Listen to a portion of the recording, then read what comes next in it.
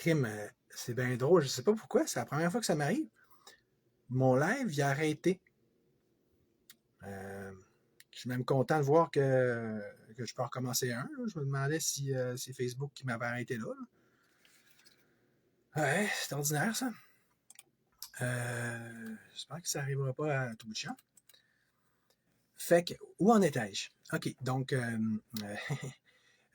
comme j'étais en train d'essayer d'expliquer, la notion de bien, donc de vertu, euh, dans le contexte politique actuel, dans le Québec qui est le nôtre, ça serait évidemment censé être de se soucier de trouver des solutions.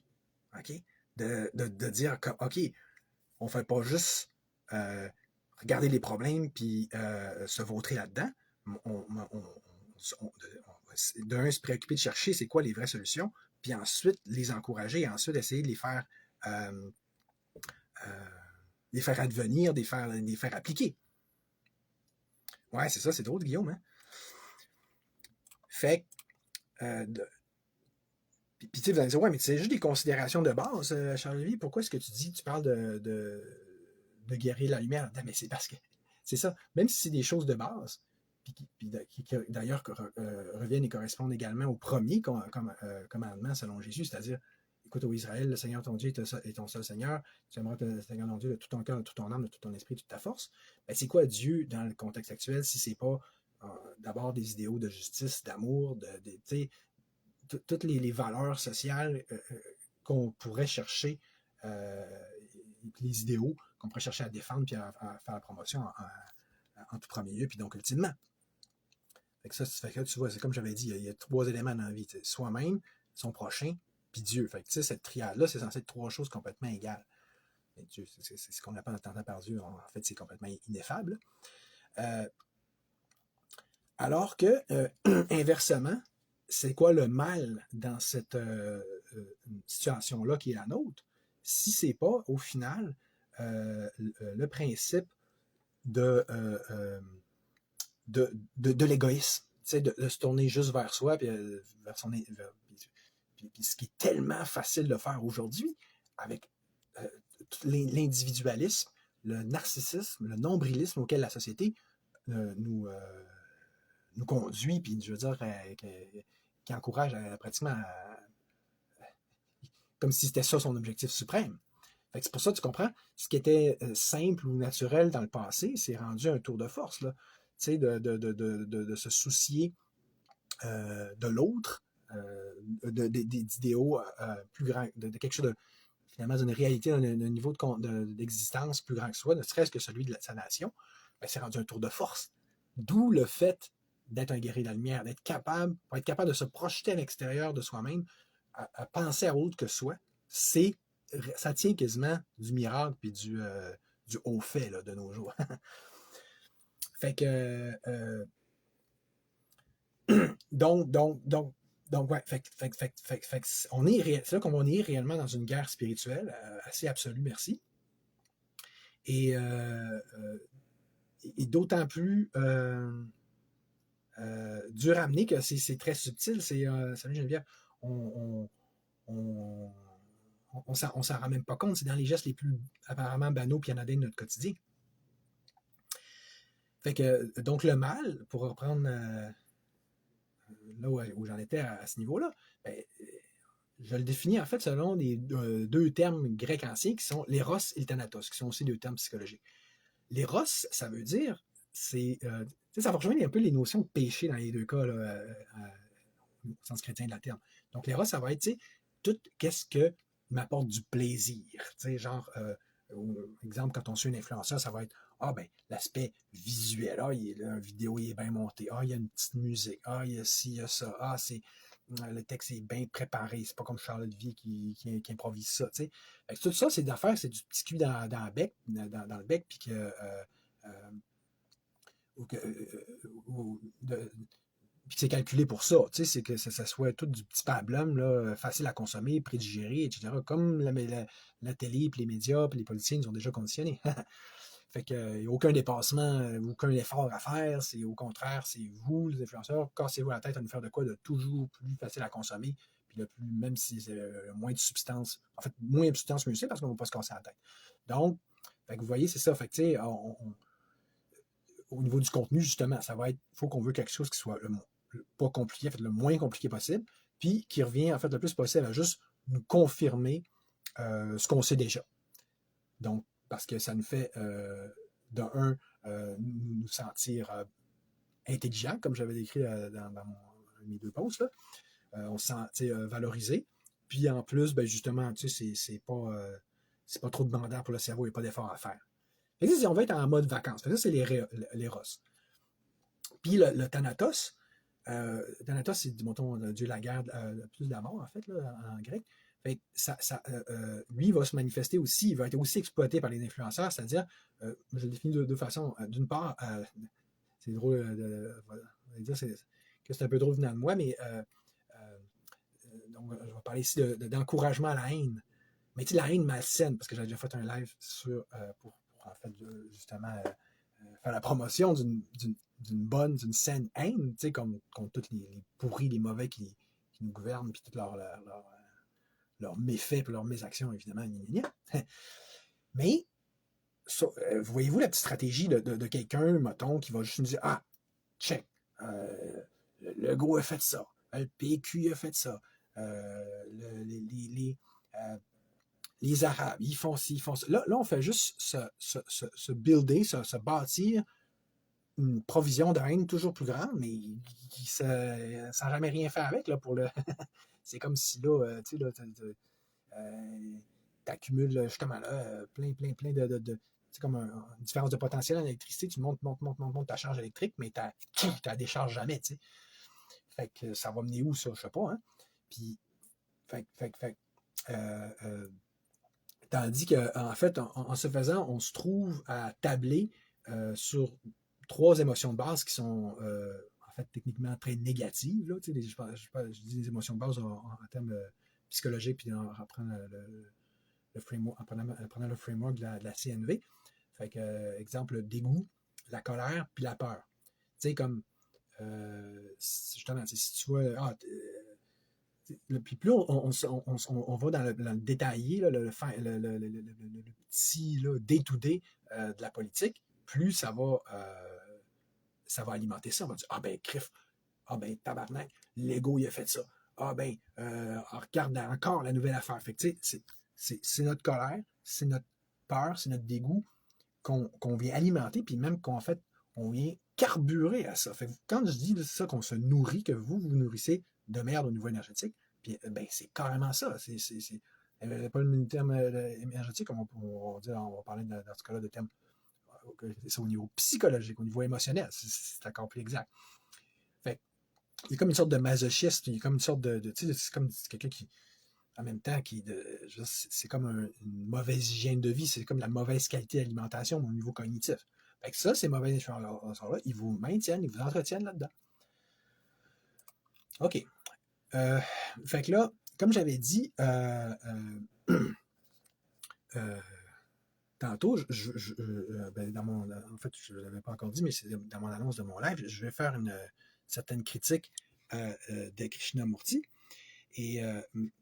Mais avant ça, juste pour en venir à ça, dans le fond, parce que dans le fond, ce que je veux faire, je vais en venir à parler d'idéologie, OK? Parce que, tu sais, si on s'entend que le libertarisme, si on s'entend mener, un jour, j'espère qu'on va être capable de se rendre là pour dire que le libertarisme, ou peut-être l'anarchisme, ou le volontarisme, ou Alouette, là, les libertaires, si c'est ça qui est la solution, ben, alors ça devient tout autrement plus facile d'attribuer une note, comme je le disais, je le faisais ressortir tantôt, aux influenceurs, en fonction de ça, cette fois. Dans le sens que là, tu dis, plus on s'approche du libertarianisme, plus on va avoir une note élevée, et puis plus qu'on est dans un discours qu'on ne sait même pas s'il y a une idéologie quelconque, on ne sait même pas si ça s'approche de la droite, puis plus on est juste dans la manipulation, là, puis on se moque de vous, puis on vous utilise. Là. Fait que, tu sais, Je vais retrouver mes notes, là. Mais là, ce que vous allez me dire, c'est ouais, mais là, c'est une idéologie, on n'aime pas ça, les idéologies. Ah, c'est exactement. C'est qui, justement, revient, en fait, à l'idéologie de Krishnamurti, qui, dans ses livres, nous incite, nous encourage à nous débarrasser de toute forme d'idéologie pour nous centrer sur nous, sur notre cœur, sur notre propre connexion divine. Ce que je ne vais pas remettre en question. C'est sûr que c'est une partie essentielle de la job qu'il nous faut tous faire, tant au niveau spirituel que politique. Parce que lui, il dit comme, il a raison. Que ce soit les intellectuels, que ce soit les religions ou les idéologies politiques, c'est toute la même chose. C'est des systèmes de pensée ou la science. Puis qui sont propices ou propres, dont le propre, c'est de nous brainwasher à quelque part, de nous. C'est ça le risque potentiel, puis l'espèce d'implication naturelle de la chose. Fait que, oui, il faut faire attention à ça. Oui, il faut commencer par prendre conscience de tous ces conditionnements-là qu'on a reçus. C'est pour ça que tu vois que la démarche de méditant, puis d'auto-introspection, d'auto-analyse de soi-même est absolument essentielle, fondamentale.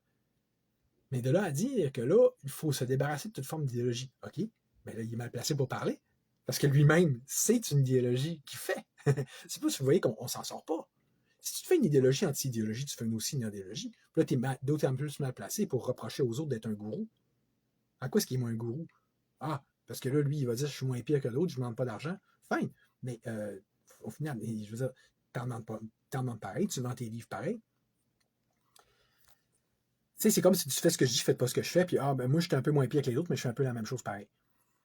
Puis une qui a, dans notre mouvement, à nous, pour ainsi dire, qui a récupéré la même, essentiellement mentalité, c'est Ghislaine Langto, tu sais, qui disait, laissez faire tout le système, tout est faux, la politique, c'est la merde. Puis essentiellement, ce qui est important, c'est je me souviens de qui je suis, donc je me souviens que je suis Dieu, que je suis une parcelle de la divinité. Ce que je nie pas nécessairement, mais encore là, vous voyez le même geste de tout le temps juste se ramener vers soi, me, myself and I, que ce soit un cas de Ghislaine Langto ou de Krishnamurti. Puis du namastéisme, que je décrivais tantôt, de juste on se regarde le nombril, puis on prie, puis on se pense bien bon à cause de ça. Mais c'est tout ça, vos solutions. Tu sais, mettons, il serait devant moi, Krishnamurti. OK, c'est quoi que tu me dis, là? Parce que je n'ai même pas fini son livre, je ne sais pas trop qu'est-ce qu'il va s'en va avec ça. Mais je vois, en tout cas, que cette mentalité-là a beaucoup influé le monde moderne et notamment les résistants. Regarde, je prends Frédéric Pitt qui disait tu me suis, ça veut dire que tu es un suiveux. Donc, tu sais, il va dénigrer, il va ridiculiser les gens qui vont en suivre un autre. Ou je me souviens, Amélie Paul, j'avais contacté un moment donné, elle me dit nous, salut Nancy, moi, les gens comme, mettons, elle ou Frédéric Pitt, justement, qui étaient des grands disciples de Justin Langto, ils disaient on n'est pas là pour faire une révolution, on est là pour faire une évolution.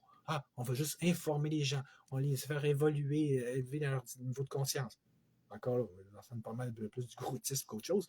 Puis de deux, explique-moi ça. Là. OK, on va tout croître, on va augmenter le niveau de conscience, mais puis on va, en suivant, en fait, ironiquement, les paroles, puis l'idéologie de quelqu'un, mais tout en prétendant qu'on n'est pas dans l'idéologie. Tu sais, c'est comme, c'est assez n'importe quoi, tout ça.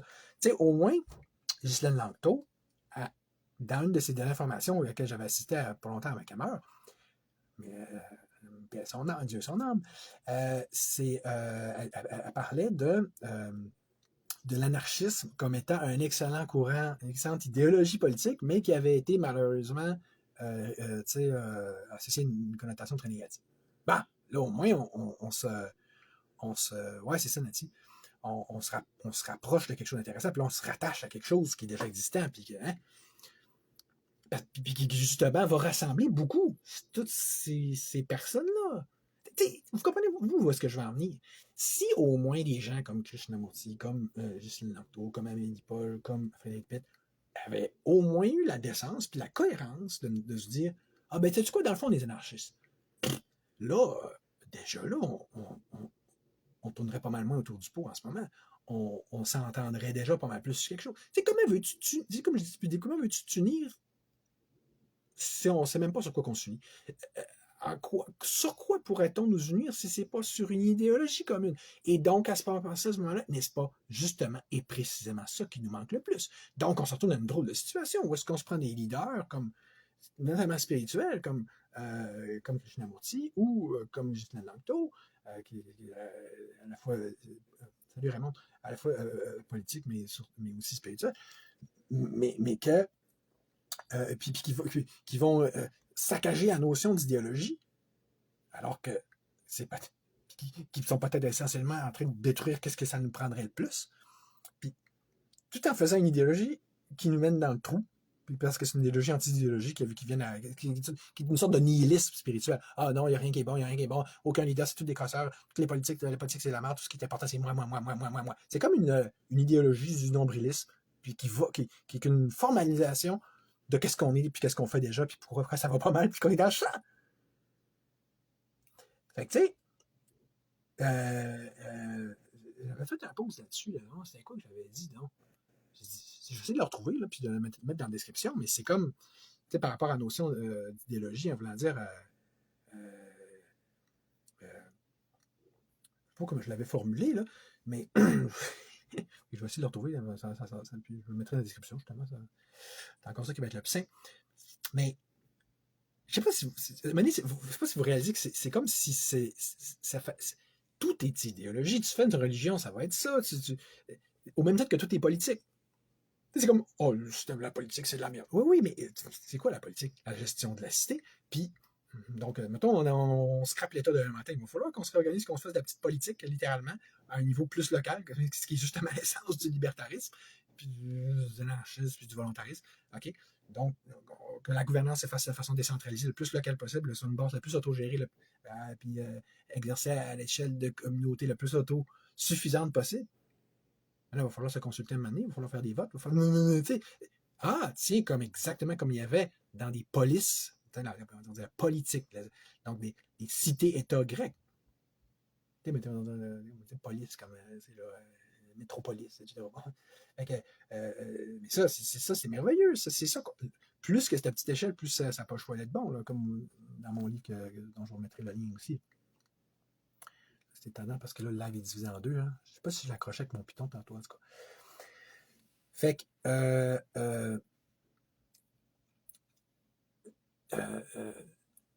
tu sais, c'est un peu.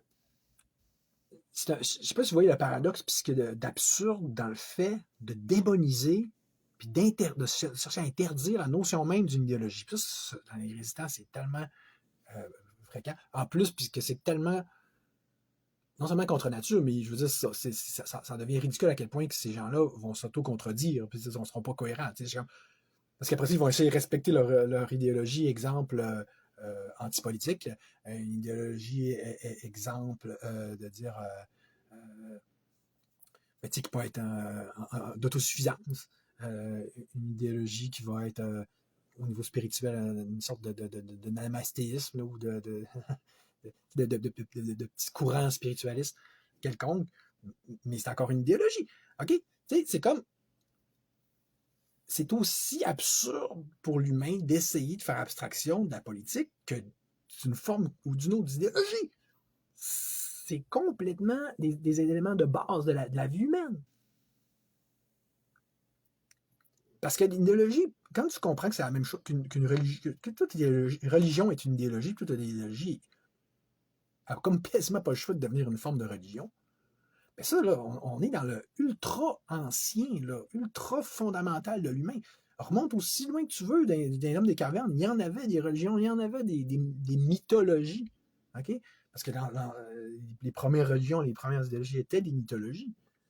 Puis si vous ne catchez pas ça, mais, je veux dire, faites juste regarder autour de vous. Là.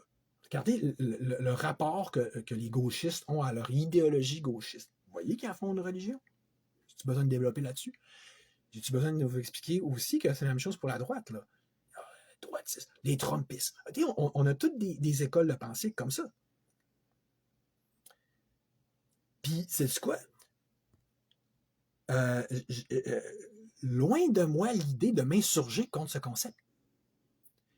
Parce que quand tu vois comment c'est puissant, une idéologie, tu te dis, écoute, pourquoi qu'on n'en ferait pas, qu'on ferait pas la nôtre, qu'on désignerait pas celle qui ferait plus notre affaire, qui serait la plus utile, qui nous conviendrait plus à nos besoins, de telle sorte qu'on serait d'autant plus, ou d'autant moins à même de se faire happer par les idéologies des autres. Vous comprenez? Ça fait que là, je suis en amont, je suis à un niveau bien plus fondamental que quand je vous parle strictement de politique, puis je vous dis, ben là, plutôt que de laisser le haut du pavé aux gens qui vont voter pour le Legault puis pour le PQ, allez voter, exemple, le Parti libertarien. Ça, je ne sais pas que ça ne vous rentre pas dans la tête.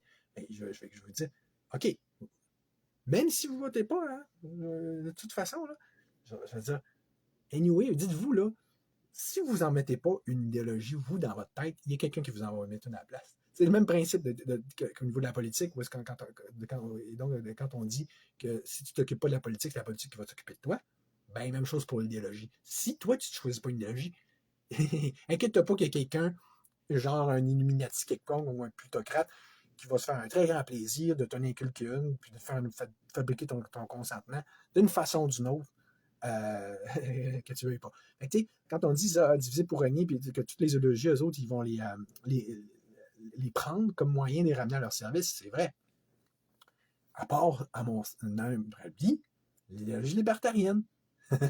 Puis là, c'est ce qui est le fun maintenant que je suis chef de parti. Vous ne pouvez pas me dire que je dis ça juste pour ramener ça vers du pouvoir et de l'argent pour moi. OK? C'est pas compliqué. Plus ça va, plus les gens réalisent qu'on n'a pas le choix de s'enligner vers ça. Puis d'ailleurs, le mouvement mondial, dans ce sens-là, il est déjà amorcé. Regarde Javier Milei en Argentine, regarde même Trump, ça s'approche quand même de ça. Regarde le Parti libertarien français, les partis libertariens partout à travers le monde. Tu sais, je veux dire, moi, j'en entends de plus en plus parler partout autour de nous et dans la résistance. OK? Mais, tu sais, la comparaison, moi, que je voudrais vous donner par rapport à ça, parce que, par rapport à la peur de. C'est comme si là, les gens, ils veulent plus se faire avoir. Ils veulent plus se faire avoir par les politiciens, puis donc par les partis, puis par la politique, mais ils veulent plus se faire avoir non plus par les idéologies. Puis là, on comprend, on sait, justement, on a trop vu comment justement les élites peuvent prendre ça comme différentes ficelles pour nous gouverner, puis aussi comment que chaque idéologie ou religion ou secte peut être et se voit typiquement instrumentalisée par un quelconque gourou qui va s'en servir donc pour nous pomper de l'argent, puis de la soumission, puis du pouvoir, puis du statut. Mais d'où l'idée, d'autant plus, de vous faire une idéologie comme de protection, un peu comme une grosse armure full plate pour se protéger contre tout ça, puis avec nos propres armes, dans le but d'aller rechercher un jour notre Christie de liberté. Puis la métaphore qui me venait pour ça, c'est le ver des sables dans Dune. Parce que, tu sais, vous l'avez écouté, là, vous n'avez pas vu que ce soit la version de David Lynch ou celle de la plus récente, là, de Denis Villeneuve. Hein? Les deux sont excellentes. Mais tu sais, quand Paul Atreides, là, il chevauche le gros ver des sables, là, avez-vous remarqué que c'est pas le ver qui mène, c'est lui. OK? C'est ça l'affaire. C'est que. Puis c'est un. Fait que moi, ce que je veux vous proposer aujourd'hui, c'est de faire de l'idéologie libertarienne, en fait, votre puis notre gros ver des sables, mais pour que ça soit quelque chose, que ce soit notre super massue, notre super arme, notre super monture qui détruit tout sur son passage, dans le sens tout ce monde de merde, puis qui comme exactement comme dans le film, puis comme dans le livre, puis qui, donc, qui soit d'autant plus à même de nous ramener notre liberté, comme dans le film, puis comme dans le livre. À condition que c'est nous qui amène. Tu comprends? C'est pas. C'est pas. On est tellement habitué à se faire soumettre, on dit qu'on pense qu'il faut toujours qu'on soit soumis. Il arrive un verre des sables. Ah, on a peur, mais. Non, mais grimpe dessus, harnache-le, faisons-le le nôtre, tu sais. C'est vraiment comme dans Robin des Bois, là, sais, mettons, la version avec Kevin Costner, tu sais, c'est comme, quand ben, les boys arrivent, ils leur disent, alors, on va se faire des armes, puis on va se battre, on va se relever, se révolter, puis plutôt d'être toujours soumis, mais on n'est pas habitué, on ne sait pas comment se battre. C'est ce genre de réflexe de pleutre que les gens vont dire, exemple, au niveau de la politique. Ben, ça, c'est, on ne veut pas aller sur leur arène eux, on peut prendre les mêmes outils, puis on ne veut pas prendre les mêmes. On ne veut pas se salir encore dans ce système-là. Comment veux-tu réussir sinon, si c'est pas en vainquant l'adversaire avec ses propres armes, en allant sur la même arène que lui, en combattant le feu par le feu? OK? Fait que ça veut dire, OK, ils nous battent avec la politique, on va les battre avec la politique. Ils nous battent avec des idéologies, on va faire notre idéologie. Mais on n'a pas besoin de la faire. Elle est déjà faite. Il y a déjà énormément de travail qui a été fait par des excellents penseurs. Parce que le libertarisme fait rien que se greffer, se superposer à l'anarchisme. À mon sens, c'est très simple de même. Là. La tradition commence à être très riche et très complète. Là. Sport de Proudhon, Kropotkin, Bakounine, OK? Et là, on a un super véhicule, un super vaisseau là, de combat pour nous. Chris, excusez. Pourquoi, là, réinventer la roue, puis arriver, qu'est-ce que ça nous prendrait, là, en 2025, là? Tu sais, puis comme là, on part de zéro, il faut réinventer la roue. Ben non, là, puis on ne veut pas regarder ça, on ne veut pas se mettre l'année là-dedans, les partis, les politiques, puis les idéologies politiques. Regarde, au pire, fie-toi à du monde au grand cœur, puis avec des bonnes intentions, qui ont construit ces idéologies-là pour le peuple, avec en mettant toute leur intelligence, puis leur bienveillance à profit dans ce sens-là. Tu sais, dans mes prochains lives, dans le prochain live que je vais faire avec Patty, puis toi, là, on va reparler là, du libertarisme. Là, parce que je vois, là, les gens, d'un plus avancé, d'un plus évolué, il y en a de plus en plus qui commencent à allumer là-dessus. Ils disent, ouais, dans le fond, c'est ça que ça prendrait. Ben oui. Puis là, à un moment donné, il va falloir qu'on s'en parle. Puis il va falloir qu'on sorte de notre petite affaire de tortue, là, puis de Bernard Lhermitte, de peuple qui n'est pas capable de rien formuler comme concept, puis qui reste dans les conceptions arriérées de on reste dans notre petite chaumière, puis on chiale, puis on se laisse dominer au final. On n'ira pas chier loin, on va déjà pas chier loin avec ça. Là. OK? Fait que là, il va falloir qu'on devienne grand. Il va falloir qu'on sorte de notre marasme. Il va falloir qu'on se libère. Puis si c'est pas par le libertarisme, expliquez-moi, c'est par quoi? Mais ça va nous prendre une idéologie. Puis quand je dis que c'est la même chose qu'une religion, puis que loin de moi l'idée de m'inscrire en faux comme toute religion, là, comme une religion, déjà j'en arrivais à la même réflexion quand j'étais plus dans l'écologie, puis que j'étais monsieur zéro déchet, puis que, tu sais, monsieur, je veux dire, en tout cas, je vous mettrai les liens sur mon site de tout ce que j'ai pu faire à ce niveau-là. Pour moi-même, c'est encore une religion. C'est comme on peut avoir plusieurs religions, puis en mon sens. Puis ça en est une pour moi que je continue de respecter, parce que, puis d'honorer, puis de pratiquer. Parce que je trouve que c'est une religion utile, c'est une religion scientifique, c'est une religion qui a un effet réel positif. Tu sais, mettons, pour sacrifier les animaux comme dans telle autre religion, ben là, c'est une religion qui commence à prendre soin de notre mère à la terre, qui en a grandement besoin, on s'entend. Mais quand est arrivé la COVID, ça m'a fait réaliser que, ouais, c'est bien beau la planète, là, mais il y a des choses encore plus urgentes. Puis que la liberté soit désacralisée, puis soit violée, puis soit complètement passée dessus par un bulldozer continuellement. Je me dis, ben là, peut-être bien que la religion numéro 1 qu'il faudrait qu'on fasse, c'est une religion ou une idéologie dans ce sens-là. Puis elle est déjà là, tu comprends, c'est le libertarisme. Vous comprenez ce que je veux dire? Pourquoi, si on est pour adopter une religion, pourquoi on ne comprendrait pas celle-là? On dit, oui, mais là, on va encore se faire happer. Mais non! C'est que c'est ça, le vrai point de désaccord que j'ai avec Krishnamurti, c'est que je comprends son principe que là, lui, il voit des petits humains pas évoluer, puis qui se font happer par des idéologies comme des poissons dans un filet. Mais là, c'est à nous de devenir grands encore là. Il faut faire la même chose par rapport à de toute façon, par rapport à ces éléments extérieurs-là, que par rapport à nos éléments intérieurs. On ne peut pas passer notre temps exemple, à se faire mener par nos pulsions intérieures. Ah, je suis fâché. Ah, quelqu'un me dit quelque chose, je suis fâché. Ah, j'ai peur de ci, j'ai peur de ça. Faut, faut qu'on soit grand. Faut qu'on devienne maître de nous-mêmes. OK? Ça, c'est comme le principe. Là. Fait, ça me fait penser à ce que, mettons, Pascal Zolo avait dit à un moment donné, parce qu'on avait parlé de la notion de l'ego et du narcissisme, il a dit, ben, de toute façon, on a tout un ego. Il faut juste veiller à le gérer comme il faut, puis donc que ce soit nous qui soit le boss et non pas lui. Ben, c'est ça par rapport à n'importe quelle disposition intérieure ou extérieure. D'où le principe du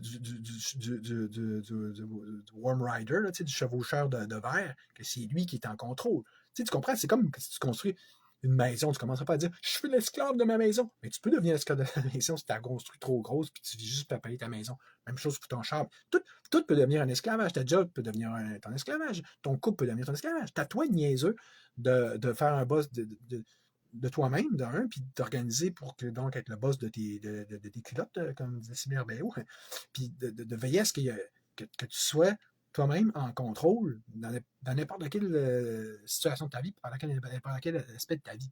Même chose pour l'idéologie. OK? Ça veut dire, tu sais, prenons l'idéologie d'un gros bolide, l'image d'un gros bolide qu'on se fait, là. C'est pas pour dire après ça, on est l'esclave du bolide. Il était comme une sorte de cheval fou de train, comme les Doors disaient Driver, where are you taking us? Là, le train fou, il s'en va, puis on ne peut pas l'arrêter. Non, c'est pas ça. C'est dire, on se fait un véhicule. Ça ne veut pas dire qu'on n'est pas capable. Si on se fait un véhicule, on ne sera jamais capable de le contrôler, oui. Si tu fais, je sais pas, un vaisseau, un bateau, là, c'est parce que tu aimerais ça pouvoir le piloter. OK. Vous qu'après reprendre un peu ce que je dis, OK? C'est pas compliqué. On, faut qu'on soit maître. Être souverain, être libre, c'est être maître. Fait au même titre, il va falloir qu'on soit souverain au niveau du Québec à un moment donné, là, c'est comme pour se partir à quelque part. Là. Ben, après ça, encore là, il va falloir qu'on soit des grands garçons et des grandes filles, qu'on choisisse une idéologie. Parce que quand on va être souverain, après ça, on fait quoi notre Québec? Là? Puis c'est ça je vais parler en live avec Étoile puis Patty, tu sais. Mais il va falloir qu'on en prenne une, puis il va falloir que ce soit le libertarisme en passant. Fait que, puis tu sais, de toute façon, on a un besoin de religion puis d'idéologie, puis on est déjà en train de prendre des religions, en guise de religion, des idéologies qui sont pratiquement de nature politique, plus qu'autre chose, puis je suis loin de trouver que c'est une mauvaise chose. Non, mais qu'est-ce qui est mieux? Une idéologie comme slash religion qui complètement abstraite, là, tu sais, comme dire... quelqu'un qui est un genre, même un chrétien, là, fondamentaliste, là. Ah oui, la résurrection des morts, puis ah oui, tu vas aller en enfer, puis tu sais, tu es tout le temps plein de boîtes, puis c'était quand même assez évident. Encore là, moi, qu'est-ce qui me permet de jongler avec les religions et d'aller prendre le meilleur de chaque? Mais c'est parce que c'est moi le boss.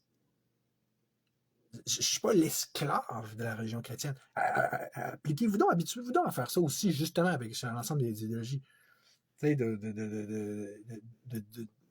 de vous dire, je prends une idéologie dans la mesure où elle m'est utile, puis ça ne fait pas mon affaire, puis je la flush, puis si, genre, pour tel élément, elle ne fait pas mon affaire, ben on va mettre ça de côté, puis on va plus tabler sur une autre. De toute façon, le libertarisme, exemple, c'est un ensemble de déclinaisons, là. Il y a un paquet de voies possibles. Mais je ne sais pas si vous voyez, quand on va commencer à être une gang, à avoir ce genre de rapport sain-là aux idéologies, plutôt se mettre la tête dans le sable, puis dire juste non, toute idéologie mauvaise, ce qui est une idéologie, mais qui est elle-même très mauvaise, très malsaine, puis qui nous amène, qui donne le champ libre à nos adversaires, puis qui nous maintient dans une position de soumission. Et quand on va réussir à dépasser ça, là, ben on va déjà être un petit peu plus loin, puis un petit peu plus en direction pour aller quelque part. On s'entend? C'est ça. Merci. Salut.